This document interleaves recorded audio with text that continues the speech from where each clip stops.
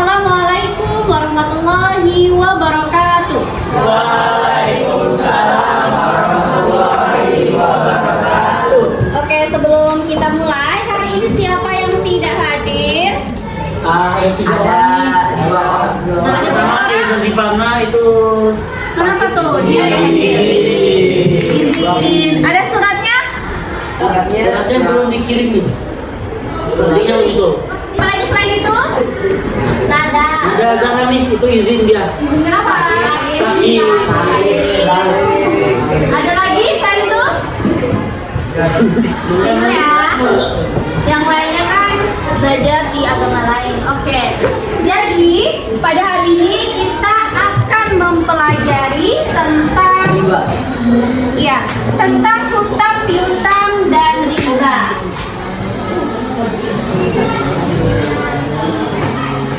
Hutang piutang dan riba. Sebelum kita masuk ke materi ini, ada yang masih ingat kita minggu lalu belajar tentang apa? Tentang jual beli. Tentang jual beli. Jual beli itu berasal dari kata Al-bayu. yang artinya Membeli atau dengan cara tertentu. Nah, di sini hukum jual beli kemarin ada berapa aja tuh? Bisa menjadi wajib ketika bisa menjadi sunnah ketika bisa menjadi haram ketika menjual barang-barang yang berdusta. Oke. Nah, hari ini kita akan masuk ke hutang piutang. Anak-anak silakan buka bukunya di halaman 227. Silent please. Yang pertama, hutang piutang. Di sini ada dalam dua kata di dalam bahasa Arab menjadikan sebagai hutang piutang, yaitu dain dan qard. Jadi hutang piutang itu dalam bahasa Arab ada berapa kata? Dua. Ada dua kata. Apa aja, Rafika? Ada dua kata? Yaitu? Oke, beri tepuk tangan untuk Rafika. Selanjutnya kita buka di halaman 228. Nah, di situ ada perbedaan dain dan qard. Ya. Yang pertama, makna lebih umum. Ya, di situ ada tidak semua dain adalah qard. Tapi kalau yang qard yang lebih khusus itu, qard adalah salah satu jenis dain, begitu. Selanjutnya di pengertian itu mencakup segala jenis hutang yang terjadi karena sebab apapun seperti jual beli, sewa menyewa, ataupun pinjam meminjam. Contohnya itu ada di bagian nomor 3.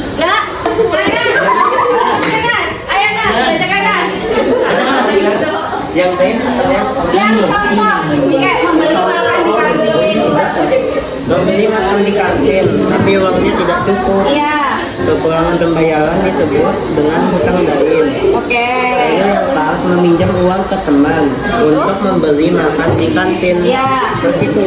Pinjam meminjam disebut Hutang. hutang. Oke, nah dari contoh tersebut anak-anak sudah paham? Paham. Jadi contoh dari dain nih, misalkan kalian beli makanan di kantin, totalnya itu 10.000. Ternyata kalian cuma bawa uang 8.000. Nah, kekurangannya itu menjadi hutang, namanya hutang dain. Kalau qard itu gimana? Nah, misalkan nih Bintang minjam ke Tito uang buat beli makan. Tito akhirnya minjemin uang ke Bintang, itu namanya hutang qard. Oke, selanjutnya pada dasarnya memberi hutang hukumnya itu adalah Oke, bahkan jika memberi hutang kepada orang yang berhutang dipahami sebagai bagian dari kebaikan. Nah, jadi kalau anak-anak nih temennya ada yang nggak bawa uang, terus kan ada uang lebih, dipinjemin aja ke temennya gitu. Matalah. Iya, misalnya semuanya kan udah pada batas gitu yang minjemin itu udah ikhlas. gas. Gimana? Ya itu hukumnya boleh kan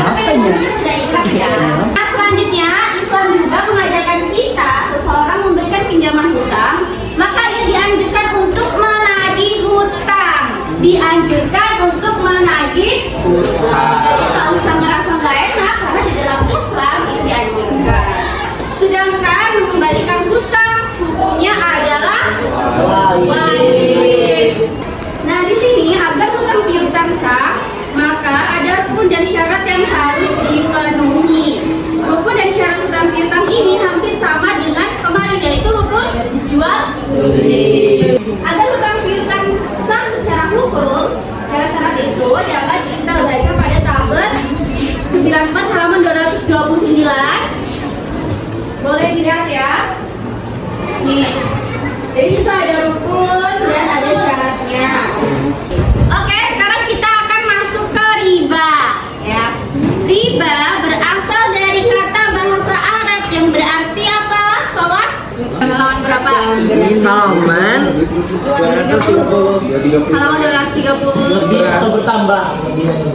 Iya, berarti lebih atau bertambah. Apa riba tadi? lebih atau bertambah. Oke, riba itu memang asalnya sudah dari bahasa Arab yang berarti lebih atau bertambah. Kan kalau riba tadi kan secara bahasa lebih atau bertambah.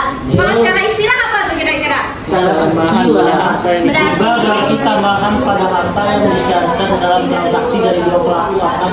Dalam tukar menukar antara harta dengan harta. Oke, next kita akan membahas tentang macam-macam riba. Di sini ada berapa macam? Dua. Yang pertama apa? Riba nasi'ah. Riba nasi'ah. Riba nasi'ah itu apa sih kira-kira? Riba yang tambahan kepada orang yang berutang sebagai imbalan dari pesanan untuk penangguhan bayar. Oke, nih kita lihat dari contohnya. Bu Rini membeli beras 10 kilo kepada Bu Siti. Harga satu beras itu 7.500. Karena pada saat sedang tidak mempunyai uang, Bu Rini meminta penangguhan pembayaran kepada Bu Siti sampai bulan depan.